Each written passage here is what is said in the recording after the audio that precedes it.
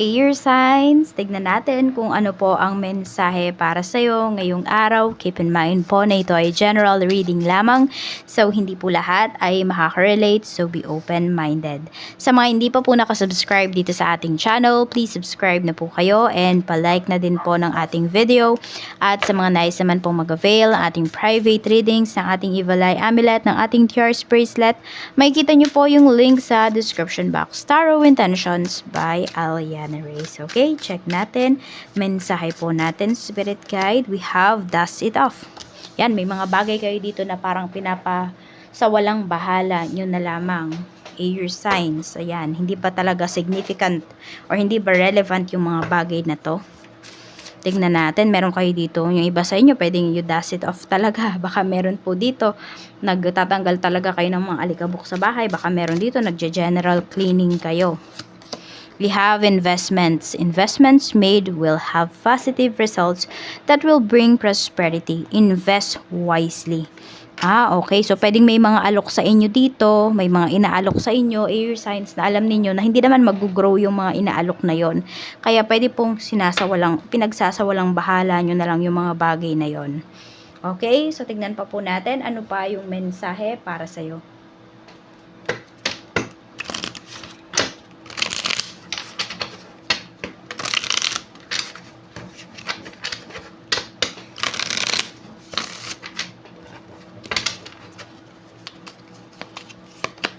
We have cyclists.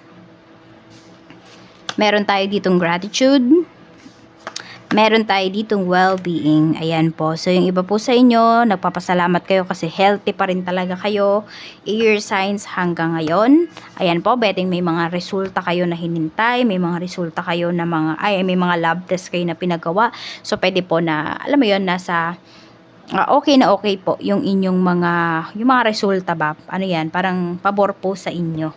Ayan, kaya tuloy-tuloy lang ang pag-aalaga pagdating sa inyong sarili. Ayan, kumilos-kilos daw talaga kayo. Air signs. Check natin ano pa yung mga pwedeng mangyari sa'yo ngayong araw. Mga pwede pa pong mangyari, Spirit Guide for Air signs. Gemini, Libra, and Aquarius. We have Page of Pentacles. We have Queen of Cups. So, mukhang may magbibigay sa'yo dito ng pera. Air signs. We have the Hermit. Ayan po. Parang may naglilista dito. Hindi ko alam kung yung ibibigay ba sa'yo pera or listahan. Oo. Tignan natin.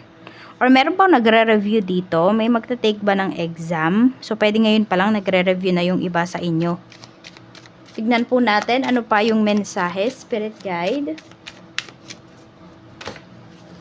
We have 5 of Wands. Pagdating po yan sa iyong family. We have 10 of Pentacles. So, meron bang pag-aaway dito? Meron bang hindi pinagkakasunduan regarding finances? We have Ace of Pentacles. Ayan. So, pera yung parang pinag-aawayan kasi dito. Meron ditong isang family members na naiipit dahil din sa pera. Hindi ko alam kung ginastos ba niya yung pera. Saan niya ba dinala? Ayan po. Or baka in-invest sa isang bagay, sa isang negosyo na hindi po sinasabi sa inyo. We have 4 of Pentacles. Pagdating naman sa mga friends mo, we have 2 of Wands, 2 of Swords pala yan. And we have 9 of Cups. Okay, so pwedeng may mga friends ka dito na nauna po silang mag-invest sa'yo, air signs. Tapos ngayon, nag-harvest na talaga sila.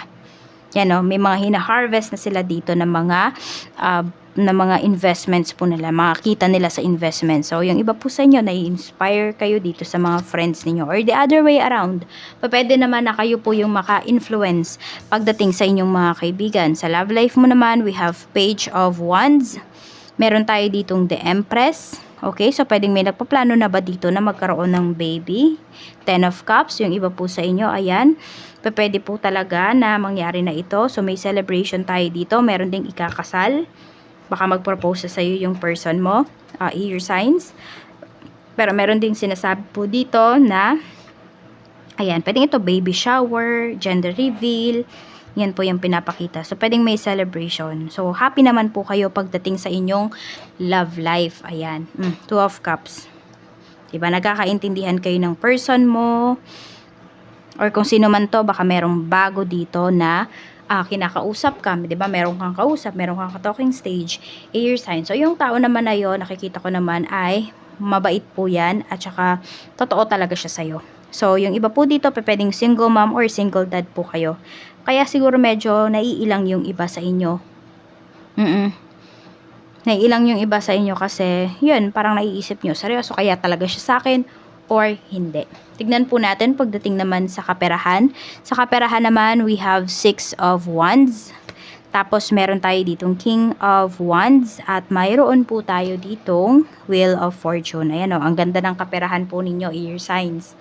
So, pwedeng may mga mapapanalunan yung iba sa inyo dito.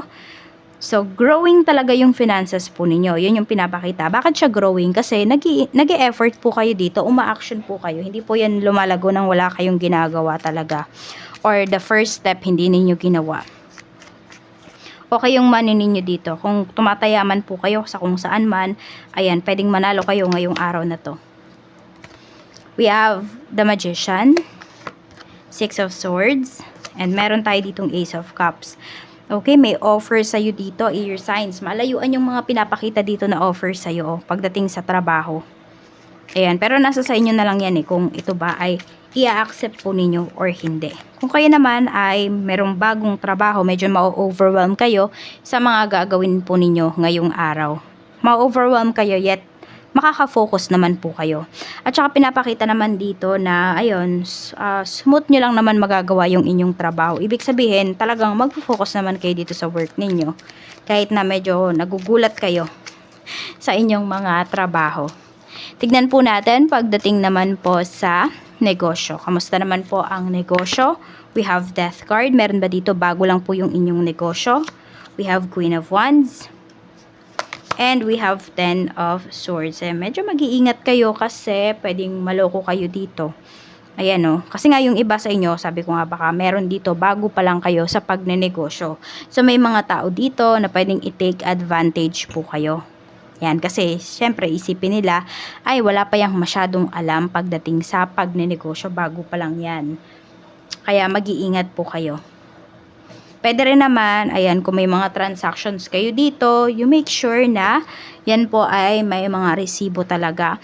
At you make sure na magda-down payment yan kung sino man yung kausap mo para hindi ka po lugi. Diba? Nasa sa kanya na kung aayaw ba siya or aatras siya, at least yung kunwari 50% ay nasa iyo na. Yung pinuhunan mo dun sa in-order niya, sa binili niya, or sa pinareserve niya, ay nabawi mo na.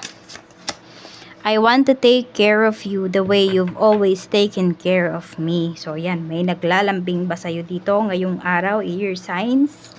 Ayan po, gusto kanyang alagaan. The way daw na pag-aalaga mo sa kanya. Parang gusto niyang bumawi sa'yo. Yun yung nakikita ko dito. So, we have number 49, 29, 56, 38, 11, and 13. Maraming salamat po sa walang sawang pagsuporta ninyo dito sa aking channel. Mag-iingat po kayo always and more blessings to come.